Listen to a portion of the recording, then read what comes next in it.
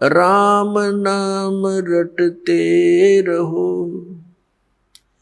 राम नाम रटते रहो, जब तक घट में प्राण। कब हो तो दीन दयाल के, हे भनक पड़ेगी कान।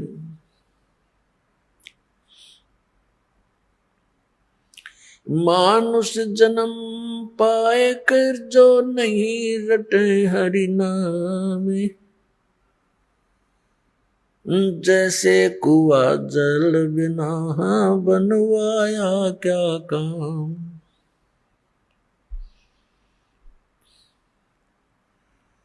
कबीर हरि की भक्ति करो, तज विषियां रस चोज। बार बार ना पाओगे ये मनुष्य जन्म की मौज। मानुष जन्म दुर्लभ है, ये मिलन बारंबार।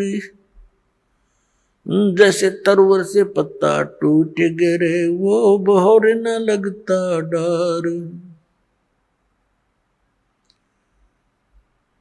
साथी हमारे चले गए, हम भी चालन हारे। कोई कागज में बाकी रही, तात लगी है वारो।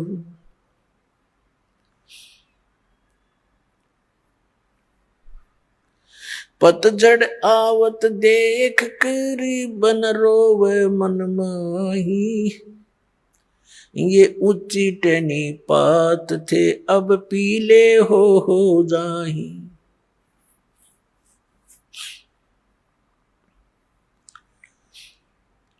पात झड़नता यूं कहे, सुन भई तरवर राय।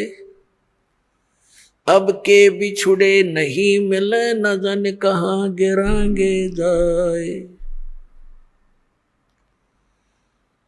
तरवर कहता पात से, सुनो पात एक बात। यहाँ की याहे रीति है, एक आवे एक जात।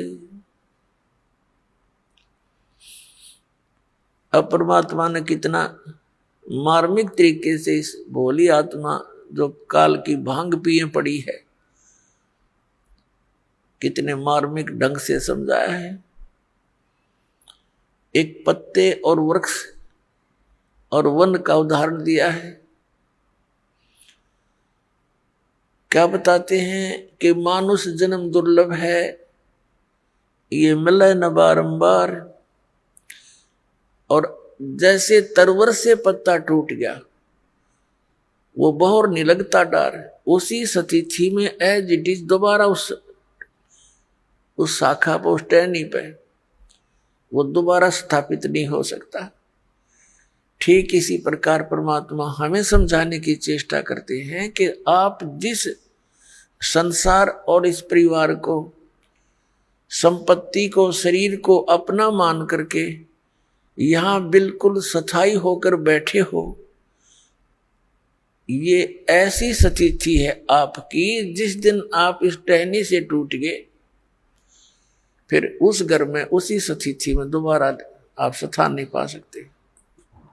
अब क्या बताते हैं कि एक व्यक्ति जो भक्ति नहीं करता, देखो परमात्मा का नाम लेकर भी हम काम वही करेंगे, लेकिन बुराई नहीं करेंगे, केवल कर्तव्य कर्म करेंगे।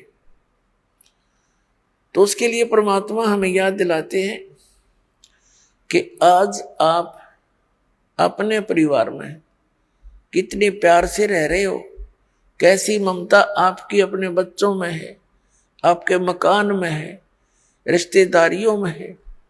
और एक सेकंड में मृत्यु हो जाए, ये तो हो रही है, रोएगी।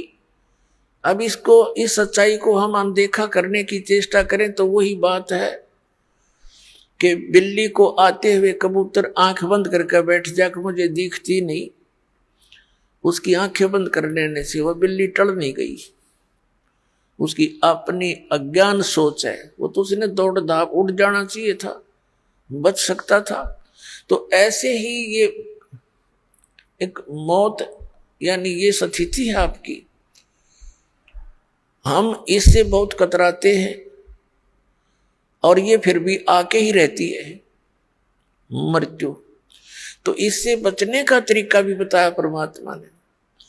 कबीर ये तन जावेगा, सके तो ठाहर ला, एक सेवा कर संत की, गोविंद के गुण गा। अब इस प्रसंग को थोड़ा सा बाद में लेंगे, पहले समझाते हैं कि फिर ये जैसे आज सारी व्यवस्था आपके पास है और खूब प्रसन्न है, सभी है, और एक सेकंड में मृत्यु हो जाए, ये क्या था? ये क्या है फिर? ये एक धोखा है। हमारे को मूर्ख बनाने का तरीका अपना रखा है इस काल भगवान ने। अब ये जीव के बस की तो बात नहीं, क्योंकि हम तो बंधे पड़े हैं, हमारे बस की बिल्कुल बात नहीं। इसके लिए परमात्मा ने तरीका बताया है। उस तरीके को, उस मार्ग को अपनाएंगे तो हमारा इससे पीछा भी छूटेगा और ये क्रियाएं कर्म भी हमारे जो कर रहे हैं ये भी बहुत सरल हो जाएंगे। अब जैसे किसी ने 5-10 पशु रखे हैं और पहले हाथ से, ऐसे अब भी हाथ वाले बहुत से, उसका चारा काटने की मशीनें हैं, गंडा से बोल रहे हैं हमारे यहाँ। तो एक तो वो हाथ से काम कर रहा है और एक उसने पावर का कनेक्शन ले लिया, बिजली का, और मोटर ली रख, और फिर देख वो बैठा बैठा देख कर वो कट कट कट कट काट रही है, उठा उठा कर उसमें रखने हैं। और एक जो 2-3 घंटे का काम 20 मिनट में कर हो जाता है।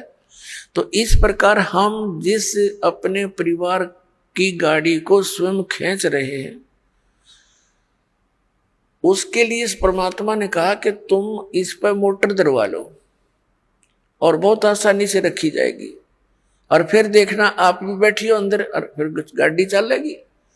तो हम सभी अपने हिसाब से अपने गाड़ी को खींच रहे हैं।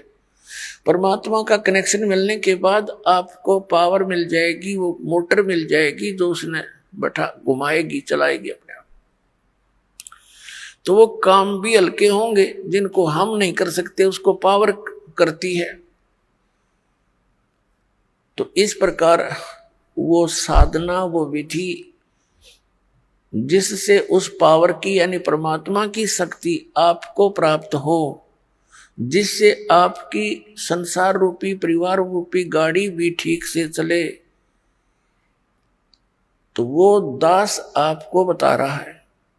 और ये अभी तक किसी को प्राप्त नहीं हुआ, और जिस कारण से हम भगवान की खोज में लगे हुए भी फिर भी उतना ही संघर्ष, उतनी समस्या हमारे घरों पर, शरीर पर बनी रही, क्योंकि हमें वो पावर का कनेक्शन मिला नहीं। और जहां से हमने कनेक्शन ले रखा था उनका पीछे से कहीं पावर हाउस से कनेक्शन नहीं था, वो झूठ बोल रहे थे, वो नकली थे।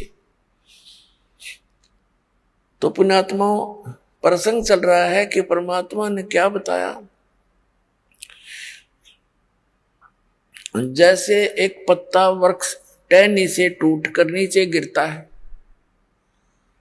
और वो गिरता हुआ क्या कह रहा है,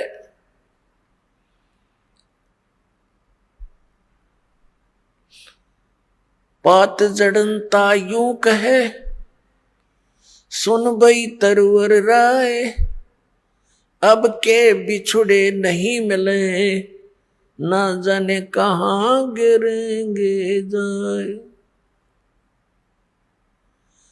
अब वो पत्ता मानो, यानी उदाहरण दे रहे हैं भगवान कबीर परमात्मा, आप जी और हमारे को सतर्क कर रहे हैं कि आप जिस भरे पूरे परिवार से जब यहां से चलोगे,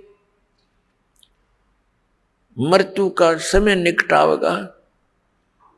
किसी भी कारण से हो सकता है, जैसे कोई रोगी हो जाता है, साध्य रोग हो गया, कैंसर होगी या कोई और बीमारी होगी, परमात्मा की भक्ति कर नहीं रहा वो प्राणी, तो वो मरते समय ये कहा करे, हे भगवान ये पता नहीं कहाँ ठिकाना होगा। तो भगवान याद दिलाते हैं कि एक परिवार को छोड़कर जो प्राणी जाता है उसकी स्थिति बहुत भयंकर होती है। उसकी ममता, उसकी जकड़ उसी परिवार में जकड़ी रहती है।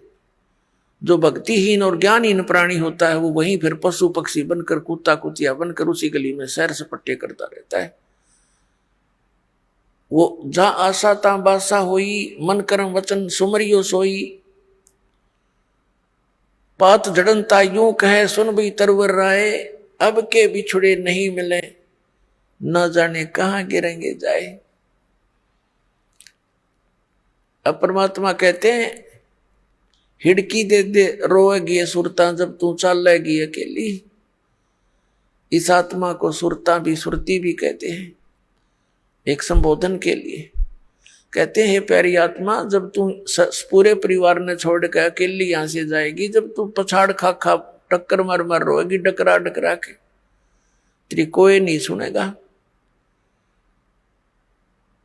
फिर क्या बताते हैं, पात जड़नता यूं कहे सुन भी तरवर राय, अब के बिछुड़े नहीं मिले ना जाने कहां गिरेंगे जाए। तरवर कहता पात से। अब क्या बताते हैं परमात्मा के पतझड़ आवत देख कर बन रोवे मन माही। ये ऊंची टहनी पात थे अब पीले हो जाई। जब पतझड़ आती है, बसंत ऋतु आती है, उसमें क्या होता है कि पहले के जितने भी पत्ते होते हैं वो सभी पीले होकर के और वृक्षों से टूट टूट कर नीचे गिर जाते हैं। अब कहते हैं उस समय वो वन रोता है अपने मन में कि ये क्या बनी इनके साथ, ये सभी निकल के टूट टूट के गिर गए सारे। जहां एक वर्ष तक उन मस्ती मार रहे थे, फड़फड़ फड़फड़ करते थे हवा के झोंकों में, कितने अच्छे लगते थे। तो ये वन संसार है और हम इन टहनियों पर चिपके हुए पत्ते हैं। ऐसे ही हम टूट टूट कर गिरते जा रहे हैं। पीले हो जाएंगे, बुढ़ा हो गए, बुढ़ापा आ गया, सफेद बाल हो गए, जाड़ दांत, अब चली एक एक करके निकलने लगी। तो समझो अब इस तरवर से टूट कर गिरने का समय आ लिया और इसका ये भी नहीं पता कब समय आ जाए। वैसे तो अंदाजा हम सभी लगाए बैठे हैं, अप्रोक्सीमेशन, कि 90, 80, 100 वर्ष तक तो जी ही जाते हैं। अब जैसे कोई आज 80 वर्ष का हो गया है तो वो इस आश तक जीवित है, रुका हुआ है कि 100 वर्ष तक तो कहते हैं जी ही जाता है, मनुष्य जीवन बना ही रहता है। और यही आस सबसे खतरनाक हमारे लिए कि इतने वर्ष तो अभी मेरे शेष हैं, इसीलिए तो टिका हुआ है ना। तो ये फिर भगवान में दृढ़ता से लग जाना, इसीलिए बकवादों में लग जाता है। तो यहां परमात्मा कहते हैं यह भूल भी सत्संग से समाप्त होगी आपकी। परमात्मा कहते हैं मौत भूल गया बावड़े, ये अचरज किया कौन, और तन माटी में मिल जाएगा जो आटे में लौण। तो मौत को भूल गया, यह गफलत किया बैठा, इसी कारण से तुम चोरी करता है, बकवाद करता है, डाके मारता है, मिलावट करता है, रिश्वत लेता है और बड़ी बड़ी कोठी बनाता है, तुझे मौत याद नहीं है। अब परमात्मा याद दिलाते हैं कि वो ऊंची टहनी पात थे वह पीले हो जाई। पात जड़नता यूं कह सुन भी तरवर राय, अब के बिछड़े नहीं मिले ना जाने कहां गिरेंगे जाए। फिर तरवर कहता पात से। अब जैसे जो कोई व्यक्ति मृत्यु के निकट हो, कुल के लोग आसपास आकर बैठ जाते हैं और उसको फिर सांत्वना देते हैं, भाई यहाँ तो सभी ने जाना है, चिंता कर ले चाहे ना कर ले, ये बाकी बच रहे इनकी भी मृत्यु होनी है, पीछे देख ले कोई रहा नहीं। तो इस करके उसका थोड़ी दृढ़ता पैदा करने के लिए ये बातें चलती हैं, लेकिन उनसे होता कुछ नहीं। जब तक प्राणी पूर्व पहले से ही परमात्मा के चरणों में नहीं लगा होता, उसके वो बातें असर भी नहीं करती। पहले से भक्ति में लगा हो, भक्ति की शक्ति से, भक्ति की कमाई से, मंत्र की कमाई से, उस समय उसको थोड़ा बहुत अगर कोई डगमग होता है परिवार को देखकर, तो उसको याद दिलाने से वो तुरंत दृढ़ हो जाता है, क्योंकि उसकी नींव मजबूत हो चुकी है। तो फिर वो तुरंत भूल जाता है संसार को और मालिक में सुरती लगा लेता है। और भक्ति और ज्ञानहीन प्राणी तो फिर कितना कुछ कह लो, उसका असर नहीं होता, उसकी सुरती वहीं जकड़ी रहती है। तो यहाँ अब तरवर कहता पात से सुनो पात एक बात, यहाँ की यही रीति है, एक आवे एक जात।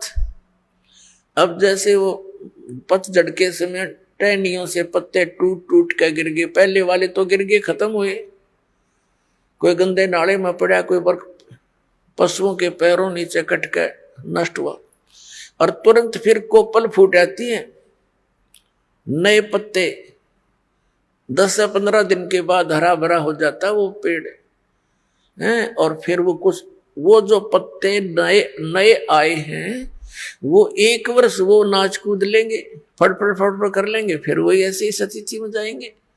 तो परमात्मा हमें याद दिलाते हैं इस उदाहरण के माध्यम से कि तरवर कहता पात से सुनो पात एक बात, यहाँ की यह रीति है, एक आवत एक जात। दादा की टिकट कट की पोता तैयार हो गया, अब 50 60 70 साल पाछे पोते की टिकट कटेगी, रहना कोई नहीं।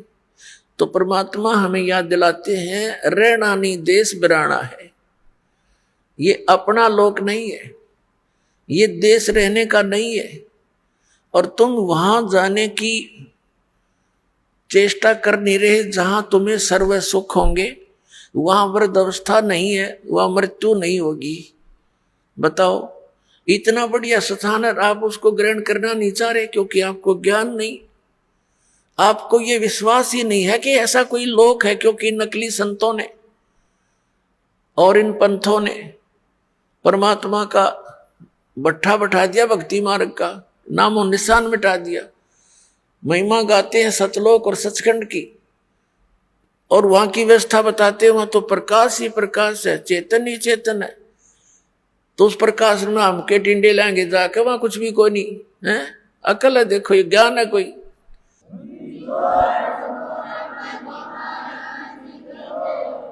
कैसे रुचि बनेगी वहां जाने की?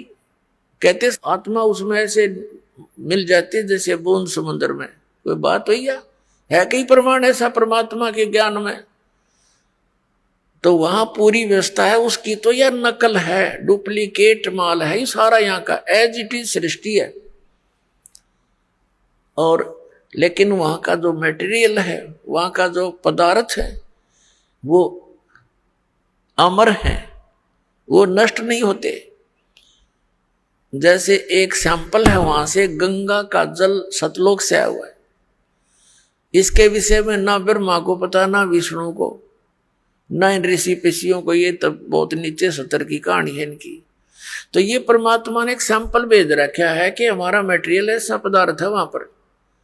इस गंगा के जल को आप कहीं रख लो उठा कर, इस साइंटिस्टा ने सिर मार कर देख लिया, इसका कोई लक्षण ढूंढ नहीं सके किस कारण से है ये। तो परमात्मा की महिमा को ये साइंस क्या समझ सकती है? ये साइंस परमात्मा के मटेरियल से बने हुए साइंटिस्ट भगवान भूल गए, नास्तिक बनने लगे।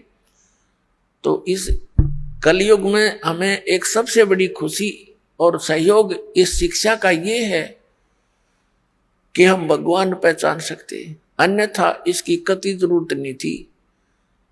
इससे क्या बना लिया? परमाणु बम बना लिया, हवाई जहाज बना ली, कार बना ली, सारा दिन फुर फुर, शांति एक पल की भी नहीं। जहां माया का प्रवेश है वहां शांति नहीं हो सकती, ये अपना पल्ला गांठ लगा लेना। शांति हुएगी